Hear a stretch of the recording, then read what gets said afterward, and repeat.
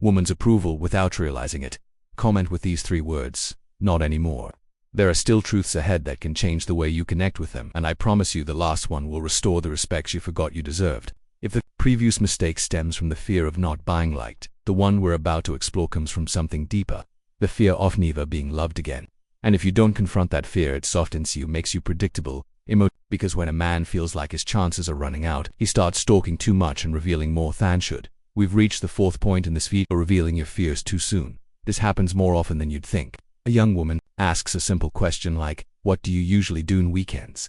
And suddenly you're telling her about your loneliness, your kids who don't call anymore, your ex who left you for someone younger, or the times you felt abandoned. You think you're creating a connection, but what here we're really creating is a burden. Because she is not your therapist. She's not there to console you. She's there to feel something different, something powerful, something that breaks the emotional monotony of her world. And if you show up as just another broken man looking for affection, then the tension, revealing your fears too soon, the admiration, the desire, it all vanishes. All that's left is sympathy. And sympathy doesn't spark anything. In emotional psychology, this is called premature investment.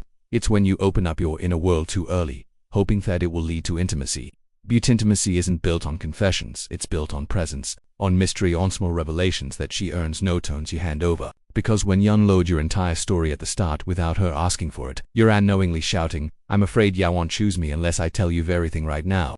And that fear doesn't pull her in, it pushes her away back. As no desire can survive on someone else's emotional urgency. The most destructive part of this mistake is that it disguises itself as something noble. You think you're being honest, that opening up makes you real, that showing your wounds makes you deep. But the truth is this: if you do it too soon, you come off as weak, not vulnerable in a good way, but in a way that doesn't inspire respect.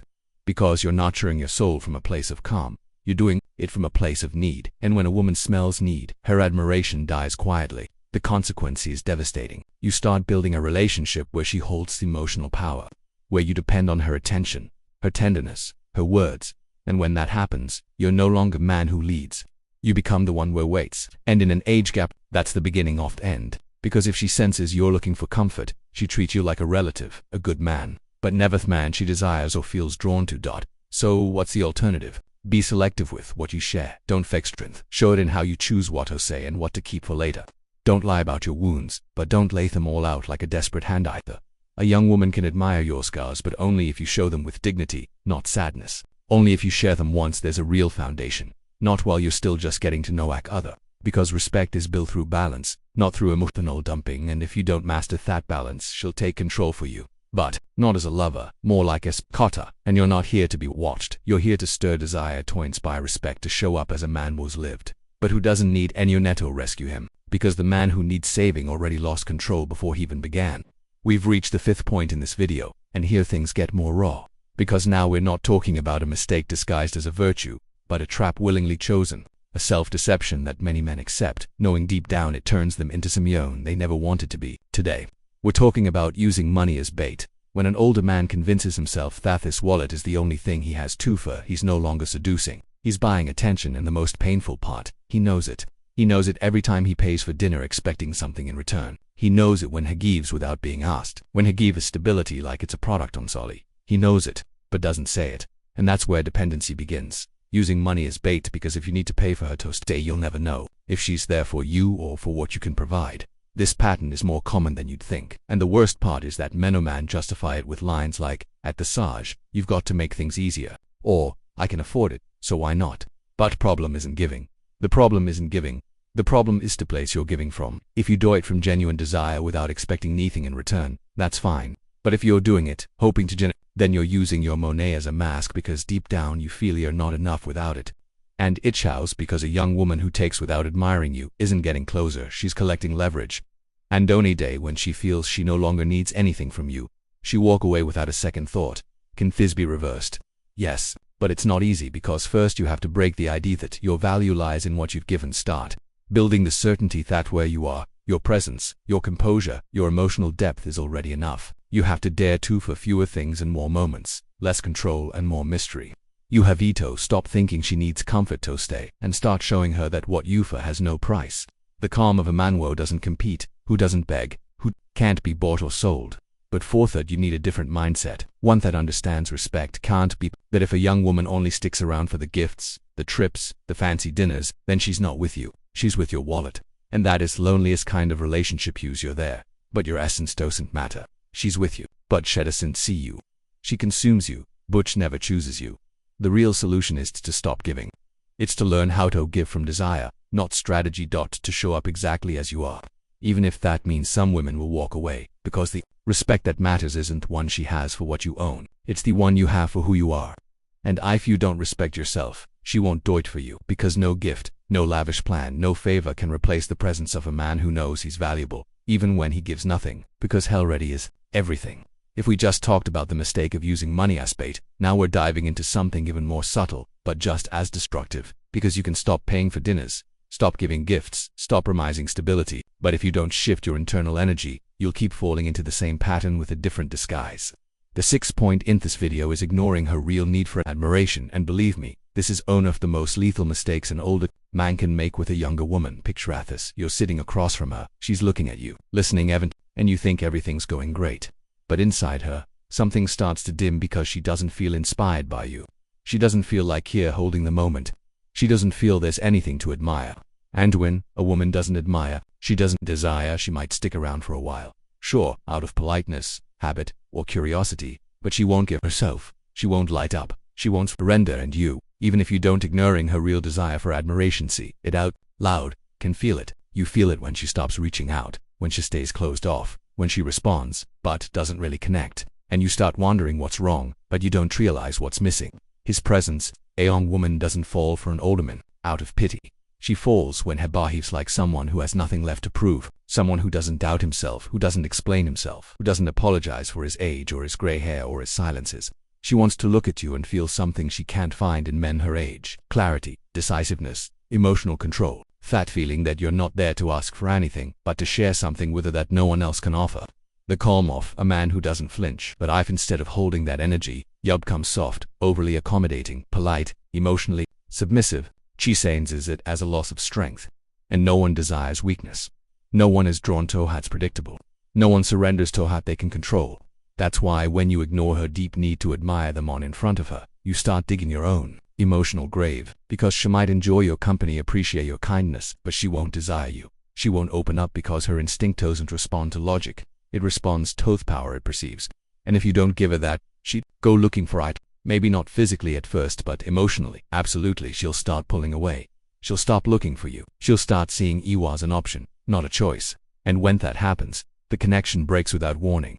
One day she's just not there anymore. Or maybe she is, but not truly, because you didn't step into the role her desire was hoping for. The man will respect himself so deeply, he doesn't need to be understood to be desired, he just needs to be witnessed at or be admired. So if you're at that point where she's present but not fully, some men seem invisible by the time they hit 60, and others with just one glance can make a young woman think about them for hours. Which one do you want to be? The truth is, experience alone isn't enough. Now, if you don't understand the invisible rules that drive youthful desire, you'll end up being seen as a kind old man, but powerless. Even worse, you'll start confusing pity for interest, politeness for desire, and simple courtesy for respect. Today I'm going to show you the 7 mistakes a mature man can't afford to make if he wants to spark genuine interest in a younger woman. And fair warning, the last one is the fastest way to destroy everything you might have built. I'm Celia, and if you're here, it's because you haven't given up yet. Stay with me, because this video could change forever the way you look and the way you're looked at. Do you really think you can win over a young woman by acting like you're her age? Do you think what attracts her is your ability to use emojis or dance on TikTok? If you're over 60 and still trying to fit into AMOLED that was never meant for you, then you've already lost the game before it even started, because you're denying the one thing that truly makes you attractive, your difference. This is the first point of the video, and we're going to talk straight about a mistake you make without realizing it. Trying to impress her with artificial youth. When a mature man tries to pass a song, he's not being seductive, he's being pathetic. That backward cap, that trying to impress her with artificial youth-type t-shirt, that forced slang, those 20-some jokes nobody gets, they don't spark desire, they spark pity. Because a young woman doesn't want a copycat. If she wanted someone her age, she'd already be with one. What might actually fascinate her about an older man isn't his ability to dance. It's his presence, his calm, his difference, his real experience, his ability to say little and say it with his whole body. Think of it this way: a wolf doesn't need to meow to be liked by cats. He just needs to be himself, steady, composed, with that gaze that's seen life and needs no approval. But if instead of showing your strength, you choose to disguise it as youth, you're only achieving one thing: you look insecure. And insecurity when it comes from an older man isn't just disappointing, it's alarming. Because if you don't know who you are at this age, how are you going to inspire someone who's still figuring out who she is? Not long ago, I spoke with a 31-year-old woman who had gone on a few dates with a 65-year-old man. She said, "At first I was drawn to the way he looked at me, his voice, his presence. But when Hester had mimicking my tastes, sending me stickers, telling me he was young, I thought something broke." Do you know what broke? The tension, the mystery, admiration, because instead of her trying to enter his world, he tried to neck into hers. And for a woman with real desire, that has no value. The problem isn't age. The problem isn't age has given you. Because if you're over 60 and don't know how to house your gaze, your stillness, your experience, your style, then you're wasting the most powerful weapon a man can have: authenticity. That ability to show up as you, without asking for permission, without copying anyone, without lowering yourself to please. A young woman can be drawn to that, but she'll never give in to a blurry reflection of herself. So ask yourself this: do you want her to like you for who you pretend to be or for who you really are? Because if you still need a costume to conquer, what you'll attract isn't desire, it's confusion. And once she sees the truth behind that youthful mask, it'll already be too late.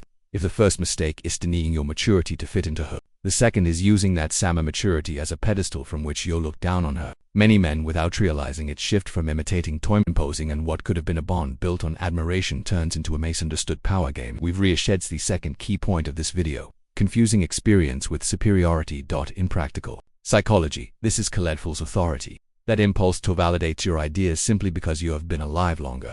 But time alone doesn't grant wisdom. It gives you experience, and the difference lies in how you interpret them. A wise man doesn't need to prove he knows more. He doesn't need to correct every opinion, and he doesn't feel the urge to have the last word.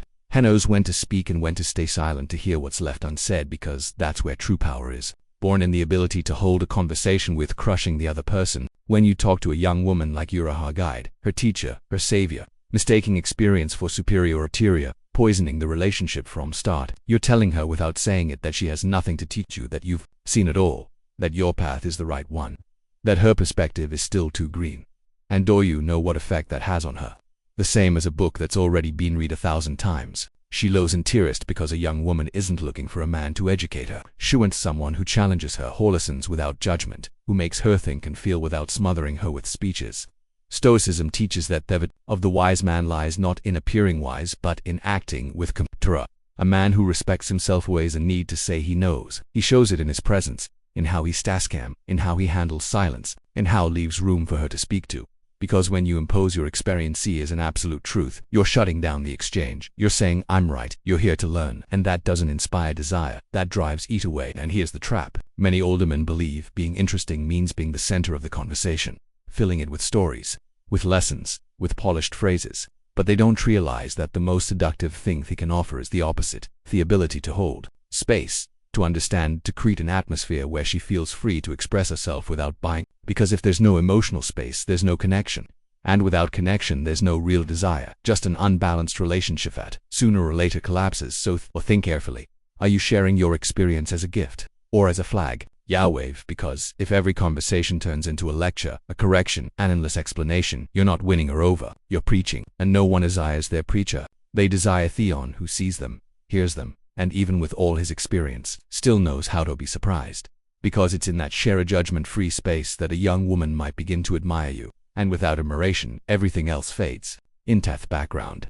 So far we've seen how denying yourself or trying to impose yourself both push you away from Jinn. But there's a third mistake, much quieter, that kills attraction from within. It's that almost invisible gesture that reveals your lack of confidence, even when you think you're reacting with it. This brings us to the third point in the video: constant lies, validation. It doesn't matter how many gray hairs you have, or how many stories you've lived. If every gesture you make, every word you say is fishing for a positive reaction from her, she senses it.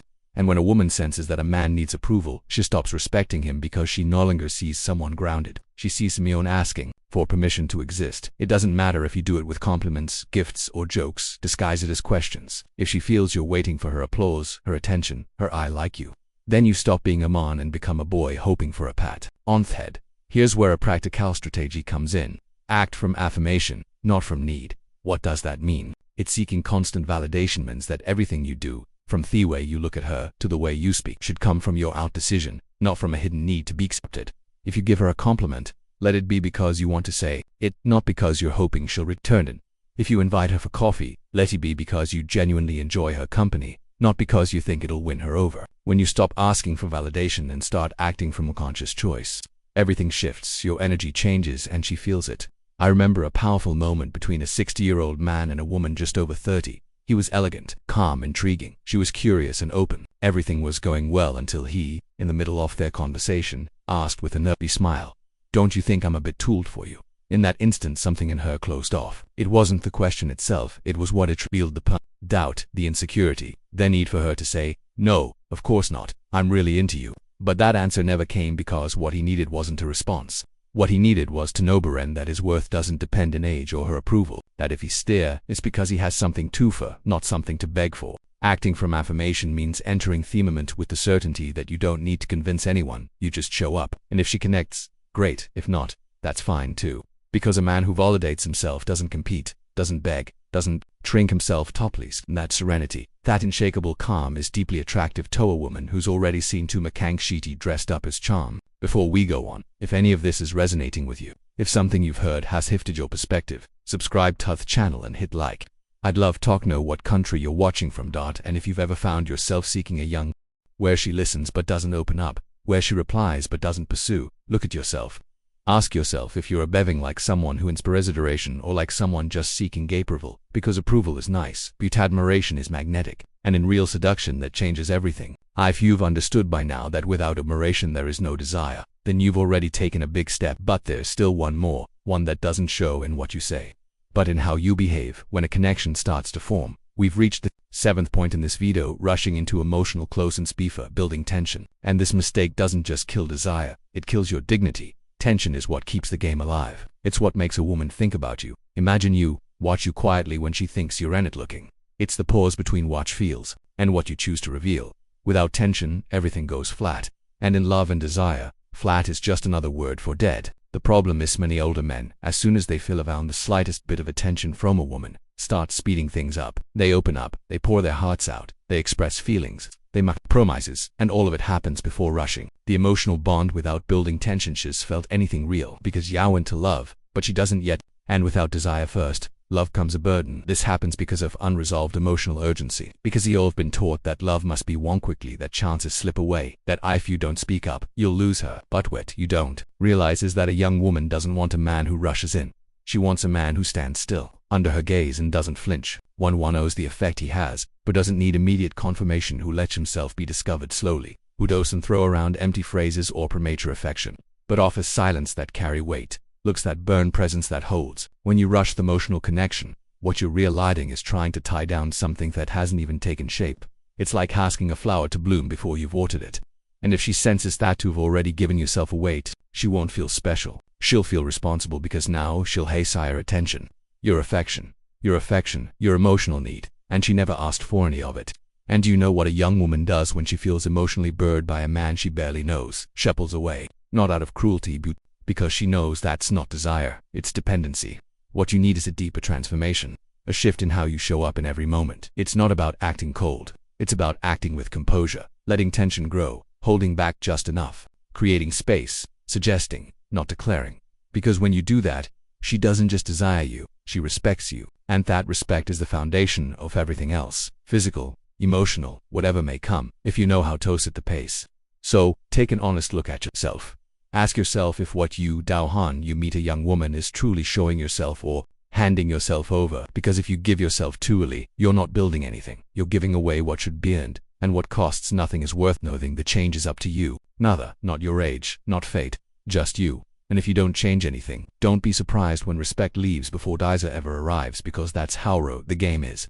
And that's exactly how clearly you need to play it. If you've made it to the end of this video, it's not out of curiosity. It's because you know there's something in the way you're late to younger women that needs to change. And I'm not talking about emotional makeup, nice words, or seduction tricks. I'm talking about something deeper.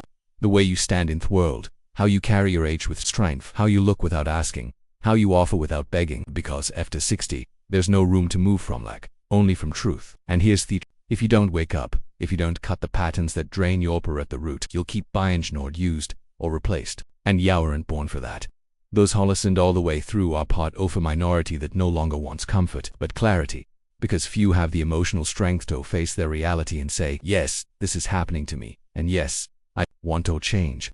So, if you're one of them, invite you to leave this simple phrase in the comments. I act with wisdom. Write it along with the country you're watching from, because it's time to stop giving your value away. To understand that your presence isn't an offer, it's a choice. I'm Celia, and this is House of Wisdom. This channel exists for men like you, men who've lived too much to keep acting like beginners, men who know that desire, respect, and dignity aren't marries their daily decisions. Hero won't find motivational quotes or empty promises, just truth. And if that truth shakes you, it's because you need it. Subscribe, be part of this community of awakened men who've decided to claim the power that life, women, are they themselves let slip away. And if you know someone making these same mistakes without realizing it, share this video, because sometimes one well-spoken truth is all it takes to wake up. And don't go just yet. The conversation doesn't end here. Watch the 2 videos that will pop up on the screen. Pick the one that makes you the most uncomfortable, because right there in thought discomfort is where your real transformation begins.